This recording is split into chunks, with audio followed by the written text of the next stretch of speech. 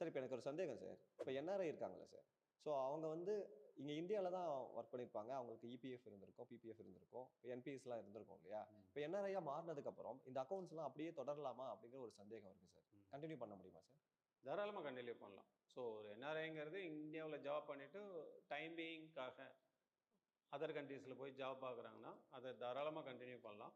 ஆனா, ரொம்ப நாள் கன்டின்யூ பண்ணணும் அப்டின்னா, மெச்சூரிட்டி வரைக்கும் தாராளமா பண்ணலாம். பட் அவரு அந்த கண்ட்ரி சிட்டிசனா மாறிட்டாருன்னா, அதே போலலாம் பண்ண முடியாது. என்ஆர்ஐயா இருந்தாரு, திருப்பி இந்தியாவுல தான் வந்து வேலை பார்க்க போறாரு, இல்ல செட்டில் ஆக போறாரு அப்டின்னா, தாராளமா அந்த வங்கி கணக்கு, பிபிஎஃப், இபிஎஃப் எல்லாருமே கன்டின்யூ பண்ணலாம். ஆனா, இபிஎஃப்ல ஒரே ஒரு கண்டிஷன், அந்த 3 இயர்ஸ் அண்ட் அபோவ் அவரு அந்த கணக்குல வச்சிருந்தாருன்னா, எந்த செயல்பாடும் இல்லைன்னா, அதுக்கு இன்ட்ரெஸ்ட் பே பண்ண மாட்டாங்க.